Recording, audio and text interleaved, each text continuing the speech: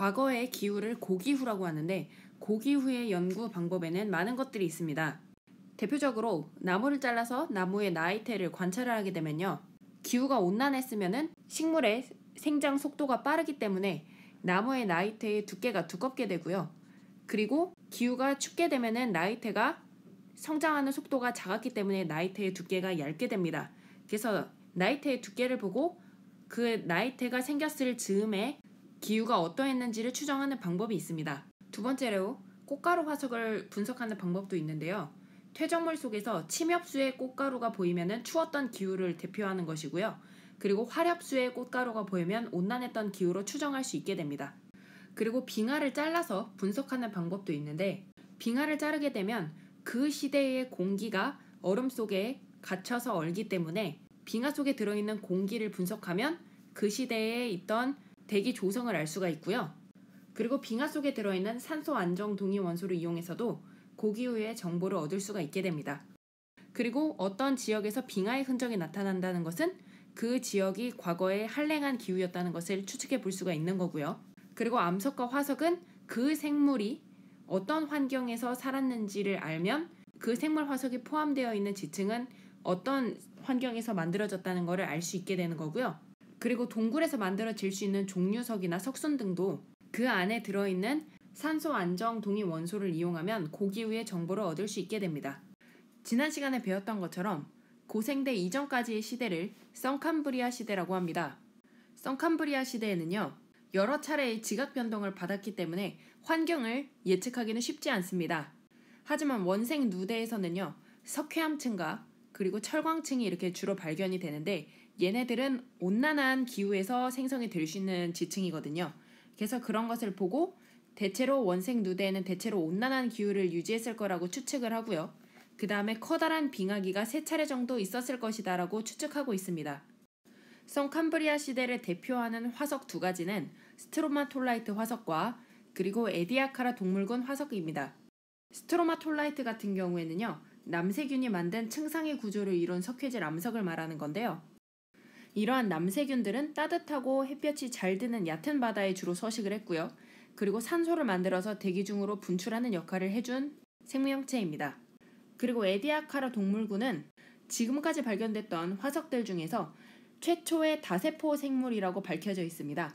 그래서 해파리를 연상시키는 이러한 모양을 가지고 있는 것이 에디아카라 동물군 화석입니다. 고생대 초기에는요. 남극 주변에 이렇게 모여있는 대륙들이 있고 그리고 적도 주변에 나머지 대륙들이 이렇게 흩어져 있다가 얘네들이 점차 고생대에 통틀어서 모이기 시작하면서 나중에 고생대 말기쯤에는 이렇게 커다란 초대륙인 판게아를 형성하게 됩니다. 근데 이렇게 대륙이 뭉치는 과정에서 여러 가지 산맥들이 형성이 되게 됐는데요. 대표적으로 에팔레치아 산맥과 우랄 산맥과 같은 큰 규모의 산맥들이 대륙과 대륙이 부딪히면서 형성이 되게 됩니다. 그런데 그런 결과 얕은 바다들이 이제 줄어들게 되면서 바다 생물들이 서식처를 잃게 되었고요. 그리고 화산활동 등의 원인으로 기후변화가 굉장히 많이 일어났기 때문에 삼엽충이나 방추충 같은 고생대를 대표하는 생물들 대다수가 이때 멸종을 하게 됩니다. 그래서 제일 아래쪽에 보시면 페름기 대멸종이라고 해서 페름기 말에 해양 생물의 거의 대부분과 육지 생물의 3분의 1 정도가 한꺼번에 멸종했다고 되어 있죠. 이 당시에 페름기 당시에 판게아가 형성이 되면서 나타난 결과라고 볼 수가 있습니다. 그리고 고생대 때의 기후를 한번 살펴보면 고생대는 초기를 제외하고 대체로는 온난한 기후를 보였습니다.